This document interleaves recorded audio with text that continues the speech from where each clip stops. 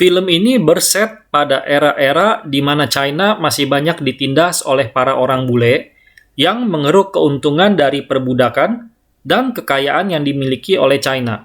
Sementara penguasa lokal banyak disuap untuk melindungi para orang bule tersebut. Guru Wong yang membuka perguruan kungfu dan pengobatan tradisional Pochilem malah dianggap sebagai tempat para pemberontak dan kemudian mereka semua ditangkapi. Keadaan semakin kacau karena BBY diculik dan akan diselundupkan ke Amerika. Tapi untung ada seorang sipir penjara yang bersimpati kepada Guru Wong dan melepaskannya, sehingga Guru Wong bisa membebaskan BBY dan menghajar para orang bule tersebut. Film ini dibintangi oleh Jet Li, Rosamund Kwan, Yuen Biao, Jackie Cheung, Ken Cheng, dan Yen Si Kwan. Film dibuka dengan prolog bahwa pada masa itu China sedang berada di bawah tekanan bangsa asing, sehingga banyak daerah dikuasai oleh negara-negara barat. Sementara bangsa China sendiri tidak mendapat apa-apa dan malah menjadi budak mereka. Guru Wong pun bersepakat dengan Gubernur Lau untuk terus memberikan sumbangsinya dalam melawan bangsa asing yang semakin menjadi-jadi di negara China. 合氣沖天，太多是非，派我去打個西洋戰艦，拍喺我哋嘅港口。你放心，希望你早日歸國。 Cerita dimulai di keramaian suatu kota, di mana tampak kehidupan rakyat berjalan cukup normal. Walaupun banyak warga yang mengeluhkan bahwa di kota mereka kini semakin banyak bangsa asing.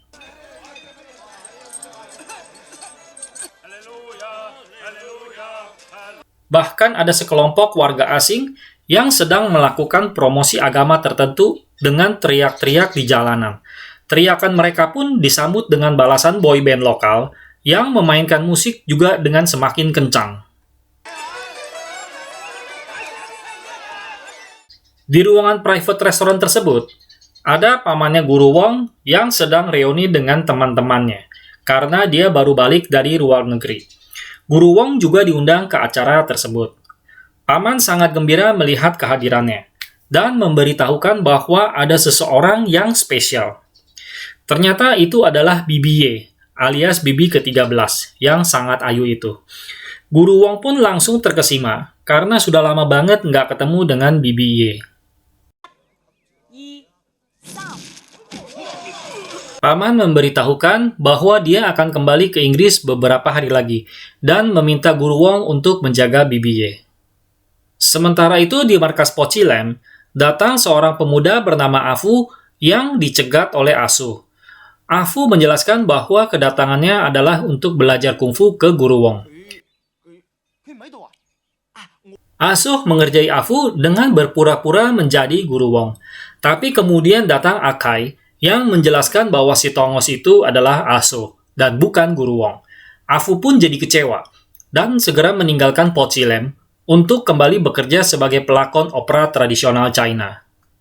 Di tempat kerjanya, Afu sedang memperbaiki atap panggung yang bocor, tapi dia membuat kelalaian dengan menjatuhkan ember cat ke BBY. Akibatnya BBY pun berlumuran cat. Setelah pakaian BBY dicuci bersih dan dikeringkan, BBY langsung meninggalkan panggung dan balik ke kota. Afu yang naksir dengan BBY segera membututinya hingga ke kota. Sesampainya di kota, Afu sudah tidak dapat lagi terus mengikuti BBY, dan perhatiannya tertarik dengan atraksi seorang pendekar yang sedang menahan tombak dengan lehernya. Bahkan saking kuatnya itu leher, tombak tersebut dibuat patah. Penonton pun memberi uang untuk atraksi orang tersebut. Sementara itu, di dermaga pemerintahan Inggris, ada seorang tentara menembak pedagang sayur karena dianggap salah masuk. Kemudian korban dibawa ke Pochilem. Guru Wong melakukan tindakan operasi untuk mengeluarkan peluru dan memberikan perban untuk menutup lukanya.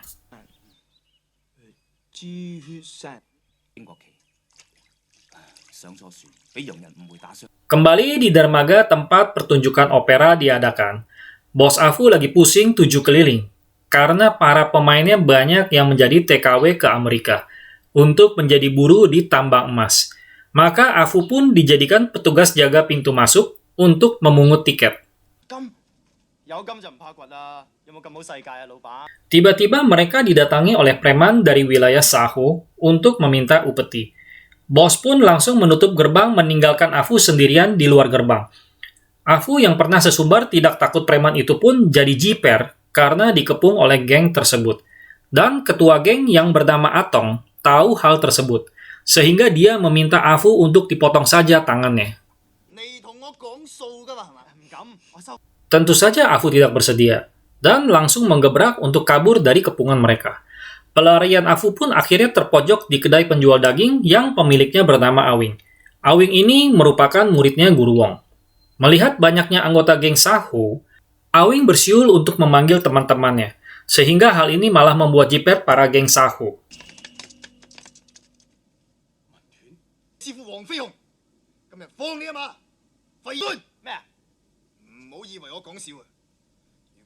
Merasa di atas angin, Afu malah melempar potongan daging ke Atong. Kontan saja preman-preman tersebut jadi naik pitam, dan baku hantam pun terjadi di antara mereka. Perkelahian ini terus meluas sampai ke halaman sebuah restoran.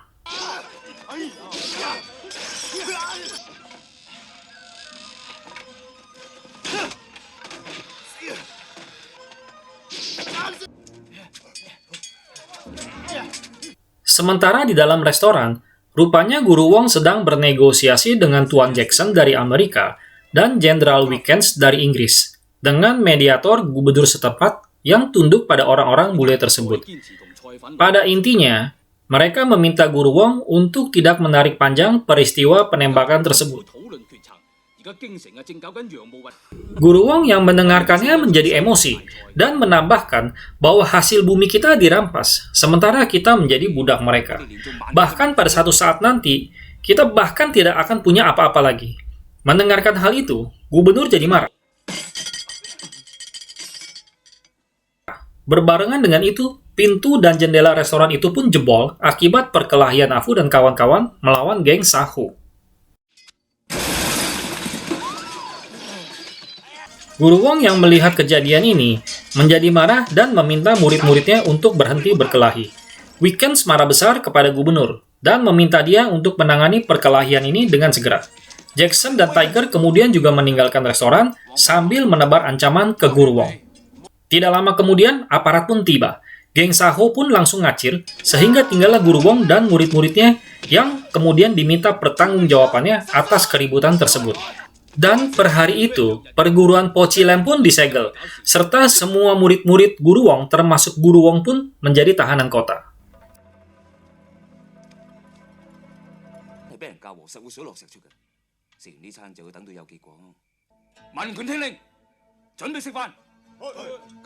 Keesokan harinya, Guru Wong sedang minum teh di sebuah kedai. Tiba-tiba datang geng Saho yang meminta uang jago kepada restoran tersebut, dan bahkan mau merampas semua uang di restoran tersebut. Guru Wong yang melihatnya jadi marah dan menghajar mereka satu persatu. Atong pun dapat dibekuk, dan Guru Wong berniat untuk membawa si Atong ini untuk diadili di pengadilan. Dan dia meminta rakyat untuk menjadi saksinya. Tapi ternyata rakyat semua pada takut, dan tidak ada yang bersedia menjadi saksi kejahatan geng Saho. Geng Saho merencanakan pembalasan. Mereka menembakkan panah api ke arah Po Chi Lam, sehingga akhirnya Po Chi Lam pun mengalami kerusakan parah akibat kebakaran tersebut.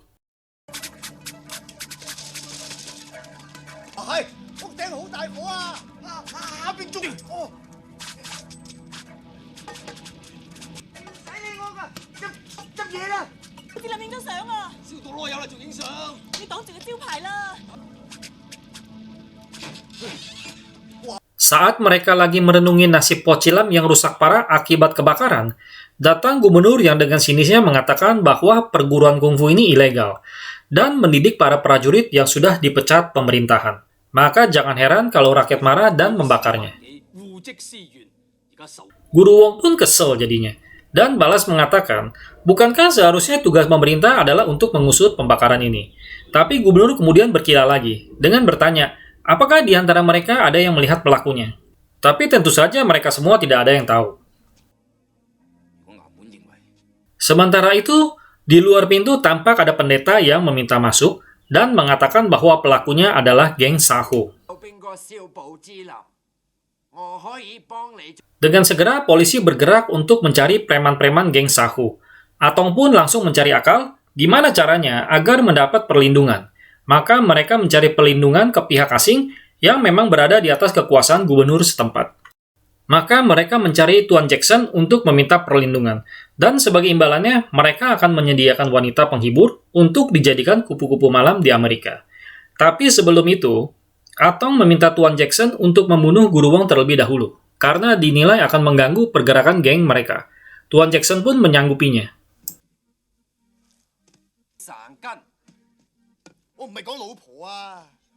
Pada suatu pagi, Awing yang sedang membuka pintu kiosnya melihat Afu yang tertidur di depan rumahnya. Rupanya Afu mencari Awing untuk meminta bantuannya menjadi pegawai harian di pertunjukan opera yang akan segera dimulai, karena mereka kekurangan personil.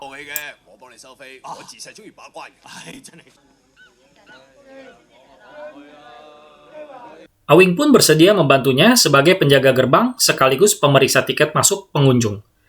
Pada saat Awing memeriksa tiket pengunjung, ada dua orang yang tidak membawa tiket, dan kedua orang tersebut diusir oleh Awing. Yang cilakanya, ternyata kedua orang itu adalah para pemain opera. Pada saat bersamaan, datang juga Guru Wong dan Bibi Ye yang datang sebagai undangan dari Tuan Jackson. Dikarenakan mereka kekurangan pemain, maka Awing ada ide untuk menjadi aktor pengganti saja, dan meyakinkan Afu bahwa kalau dia di make up, maka para penonton tidak akan mengenalinya sebagai si Awing. Tapi ternyata rencana mereka tidak berjalan mulus, karena semua pengunjung mengenalinya, sehingga malah jadi bahan tertawaan para penonton. Bos Afu pun marah besar dan langsung memecat Afu.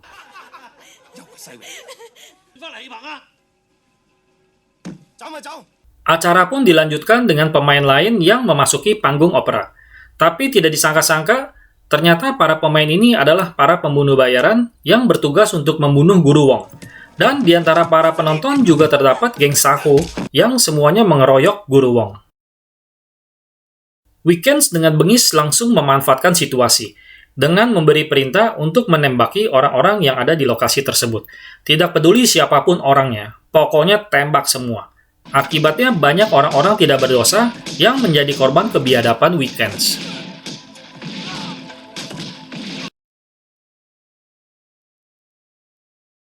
Keadaan semakin kacau, dan baku hantam pun kembali terjadi, di mana Guru Wong dikeroyok oleh para pembunuh bayaran dan geng Saho yang disewa oleh Jackson. Sementara Bibi Ye diminta menyingkir bersama pendeta ke tempat yang lebih aman. Tapi sebelum mereka sempat menyingkir, mereka sudah terkepung oleh geng Saho. Untung saja Guru Wong segera datang untuk menghajar para preman tersebut. Sementara itu, Jackson melihat Guru Wong sedang dalam posisi membelakanginya. Maka dia langsung meminta Tiger untuk melepaskan tembakan ke arah Guru Wong. Tapi rupanya pendeta yang melihat perbuatan ini malah mengorbankan jiwanya demi keselamatan Guru Wong. Jackson dan Tiger pun segera kabur dari lokasi.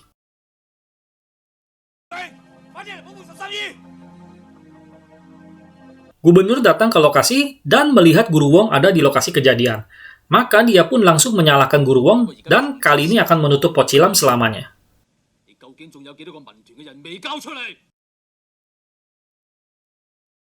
Tapi sebelum gubernur menutup Pocilam, Guru Wong meminta izin untuk terlebih dahulu mengobati orang-orang yang terluka akibat insiden ini.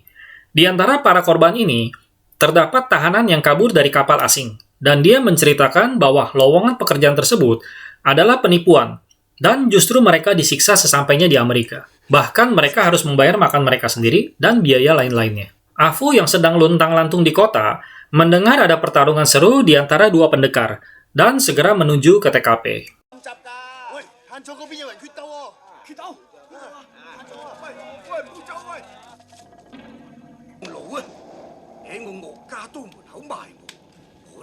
Kedua pendekar tersebut adalah Guru Yim yang menguasai ilmu jubah besi sehingga tubuhnya kebal senjata tajam, serta satu lagi pendekar sotoy yang mengaku tidak terkalahkan di 19 provinsi, dengan jurus golok mautnya. 打傷我啲徒弟，點稱呼啊？ Pendekar soto ini ngefur 3 pukulan terlebih dahulu. Tapi baru 2 pukulan, pendekar soto ini udah kelojotan. Memasuki pukulan ketiga, dia udah nggak tahan lagi. Jadi dia berusaha melawan. Namun ternyata jurus golok mautnya tidak mempan menembus pertahanan jubah besinya Guru Yim. Sehingga pendekar sotoi pun tewas mengenaskan di tangan Guru Yim.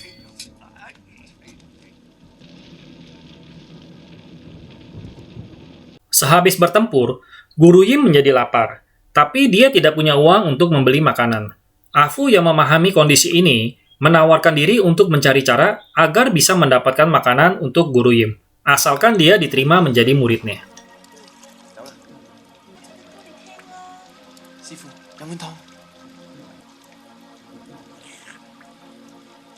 Guru Yim berkata bahwa dia harus menjadi yang terhebat di kota ini agar bisa mendapatkan banyak uang. Maka dia berniat menantang Guru Wong. Guru Yim tiba di Po Chilem dan menerobos masuk dengan menghajar 2 polisi yang menjaga pintu masuk. Di dalam dia disambut oleh Guru Wong dan mempersilakannya duduk di meja untuk menanyakan keperluannya datang ke Po Chilem. Guru Yim bilang dia mau membuka perguruan kungfu. Maka dia mau melawan Guru Wong untuk membuktikan bahwa dia yang terbaik di kota ini. Guru Wong menolaknya karena waktunya tidak tepat, tapi Guru Yim tidak mau peduli. Dia langsung tancap gas menyerang Guru Wong. Tentu saja Guru Wong meladeninya dengan santuy. Tapi kemudian terjadi letusan pistol yang tidak disengaja. Guru Wong jadi lengah dan dimanfaatkan oleh Guru Yim untuk membokongnya.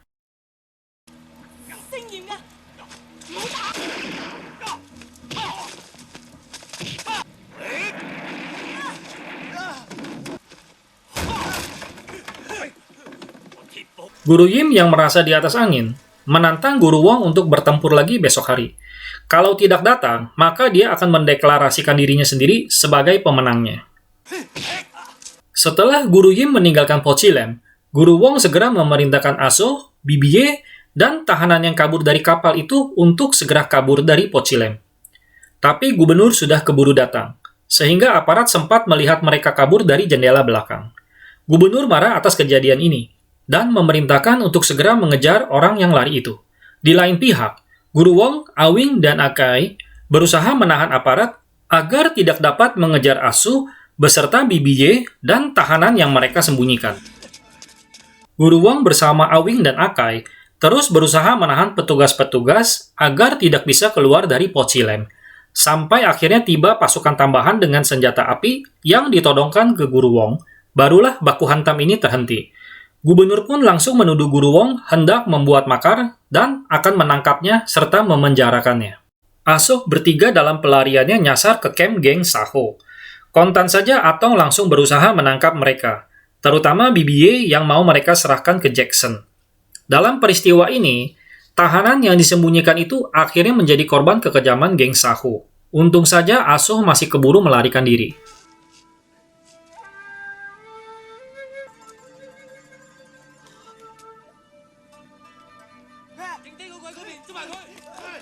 Sementara itu, Guru Yim menunggu kehadiran Guru Wong untuk menentukan siapa yang terbaik di antara mereka. Tapi tentu saja Guru Wong tidak bisa hadir, karena dia sedang di dalam penjara.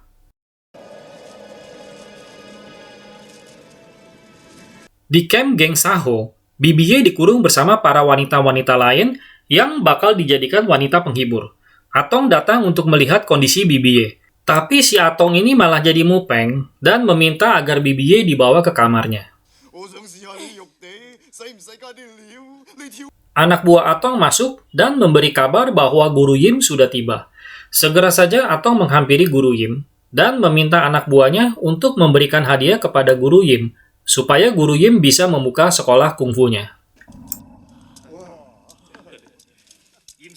Sementara itu di dalam penjara, ada seorang kepala sipir dan beberapa polisi yang tahu bahwa Guru Wong difitnah. Mereka berniat untuk melepaskan Guru Wong, dan mereka yang akan bertanggung jawab untuk hal tersebut. Guru Wong sempat menolaknya, tapi mendadak Aso datang dan mengabarkan bahwa Bibie ditahan oleh geng Saho. Maka mau tidak mau, Guru Wong pun keluar untuk menyelamatkan Bibie. Malam itu juga, Guru Wong dan para murid-muridnya tancap gas menuju camp geng Saho untuk membuat perhitungan dan menyelamatkan Bibiye. Di dalam camp, Guru Yim diminta untuk mendemonstrasikan kehebatannya. Sementara para geng Saho terus berteriak untuk memberikan semangat.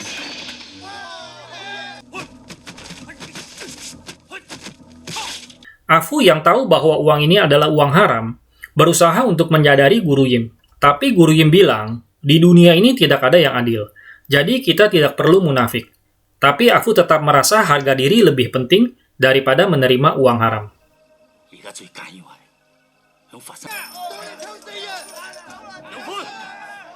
Afu berniat untuk keluar dari camp, tapi dia melihat melalui jendela. Si Atong hendak berbuat bejat ke Bibiye. Kontan saja Afu langsung marah dan menghajar si Atong. Afu pun jadinya dikeroyok oleh geng Saho, dan malah diselepet pula oleh Guru Yim. Karena Atong memfitnah Afu yang hendak berbuat bejat ke Bibiye yang diakunya sebagai istrinya. Afu pun dikeroyok, dan bahkan Guru Yim pun ikut mengejarnya. Maka akhirnya Afu pun tertangkap dan digebukin rame-rame.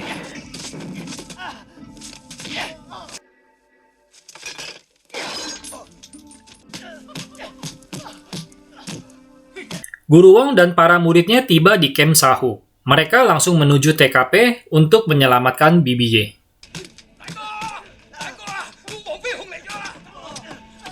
Geng Saho langsung pada mengkeret, begitu mendengar bahwa Guru Wong sudah ada di TKP. Dan Atong segera meminta Guru Yim untuk menghandle Guru Wong. Guru Wong meminta Awing dan Akai untuk menyelamatkan Bibiye, sementara dia akan meladeni Guru Yim. Baku hantam pun terjadi antara Guru Wong dan Guru Yim. Kali ini Guru Wong benar-benar mengeluarkan kemampuannya, sehingga Guru Yim selalu terkena pukulan ataupun tendangan Guru Wong. Guru Yim terus berusaha menyerang Guru Wong, tapi ternyata skill Guru Yim masih belum selevel dengan Guru Wong.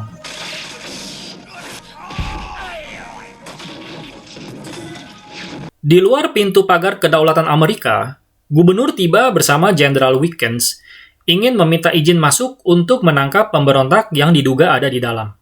Tapi prajurit Amerika tidak mengizinkannya dan malah menembaki mereka.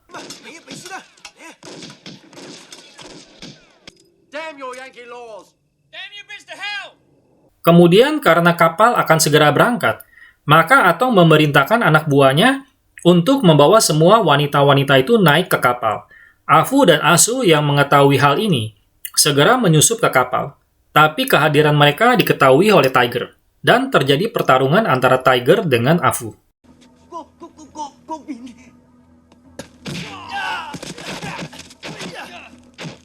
Sementara itu, para prajurit diperintahkan untuk menembak siapapun yang keluar dari dalam gudang. Guru Wong beruntung masih bisa mengelak dan bersembunyi di bawah tangga. Tapi Guru Yim yang yakin jubah besinya tidak bisa ditembus oleh senjata api, malah menjadi target empuk dengan dihujani peluru. Guru Yim pun meninggal di hadapan Guru Wong.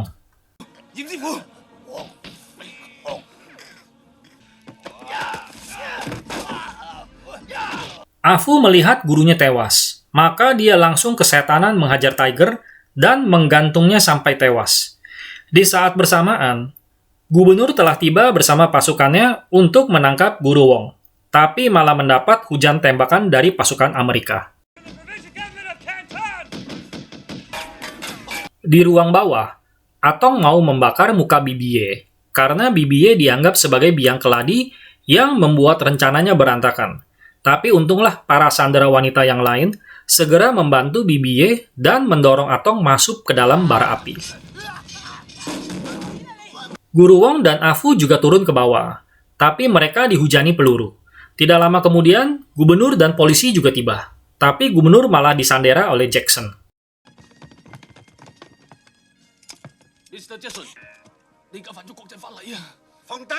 Jackson ingin menghabisi semua orang Chinese yang ada di TKP, agar tidak ada bukti kejahatan yang bisa disangkutkan kepadanya. Afu yang melihat ada celah, segera bertindak untuk mengalihkan perhatian, dan Guru Wong pun segera menembakkan peluru dengan menggunakan kekuatan jari saktinya, sehingga Jackson tewas dengan jidat yang bolong. Gubernur pun akhirnya sadar, bahwa selama ini dia telah diperalat dan dibodohi oleh pihak asing. Guru Wong bilang, kalau benar di Amerika banyak emas, kenapa mereka mesti datang ke China? Jangan-jangan malah kita sendiri berdiri di atas tumpukan emas. Sebagai informasi, film ini dibuat tahun 1991, di saat China belum semaju seperti saat ini. Tapi film ini seakan sudah memprediksi bahwa China suatu saat nanti akan menjadi negara yang kaya dan kuat, seperti yang kita tahu saat ini. Film ditutup dengan adegan Afu yang diterima sebagai murid Guru Wong, dan kemudian mereka berfoto bersama.